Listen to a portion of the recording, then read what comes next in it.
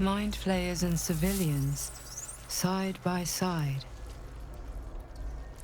This must be... Though the pod is empty, traces of psychic energy still linger about it, and memories of its former inhabitants spill into your mind. You see the streets of Baldur's Gate, the emblem of the flaming fist, martial drills and courtly dances. You feel the courage of a soldier who became a commander, and the intelligence of a commander who became a duke. Ravengard was here, in this pod not long ago.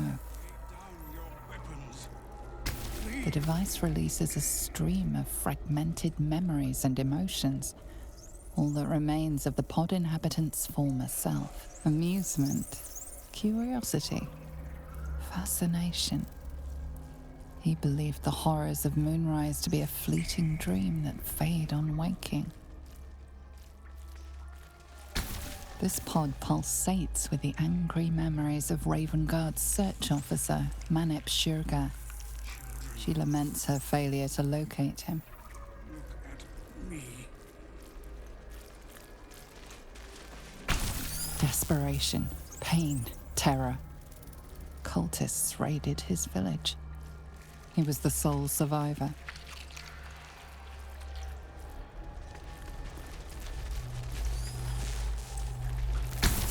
Your lungs burn with the dry heat of the fires raging about you. But the pain is not enough to diminish your swing. One goblin after another falls to your blade. A man's voice cries out through the thick smoke. Ravengard, you call, but the clang of swords and spell shouts of attacking drow are your only reply.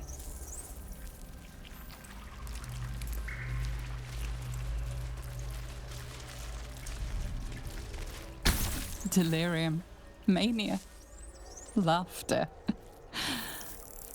His mind broke before the end, and he was laughing uncontrollably as the skin fell from his face. You remember the shattered windows of Alteral's High Cathedral, the burning black sky of Avernus beyond. In its horror, the blood war unites you. Tiefling, dwarf, and elf alike huddle behind the shields of your Paladin order, waiting for salvation. But when it comes, disunity, the returned city casts your people out, the devils who drag them down to hell. In the end, it is not your Paladin oath that is broken. It is your faith itself.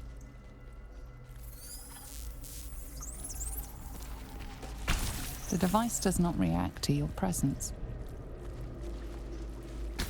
Courage, conviction, defiance. Even as her organs began to dissolve, she believed she could resist. Children, look away. Look at me. The device does not react to your presence.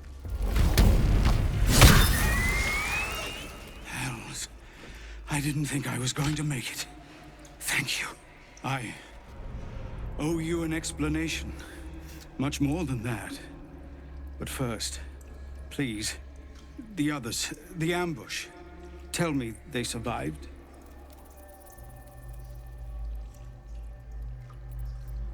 You've heard some of it, I'm sure.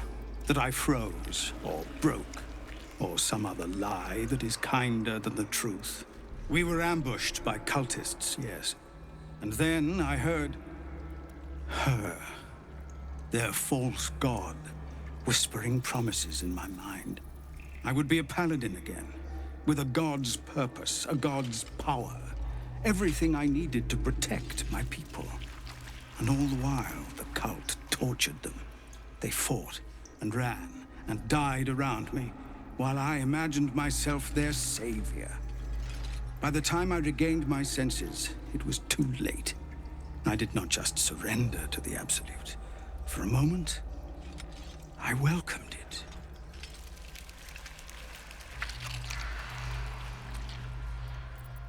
It would be nice to think so, but whatever these monsters twist us into, I believe it begins in us. I won't make excuses.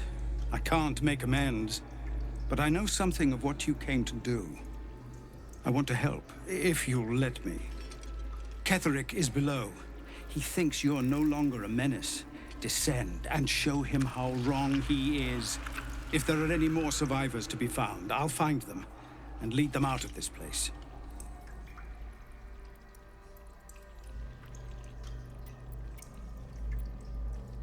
They have you. Go, my friend. Please, let me do this much.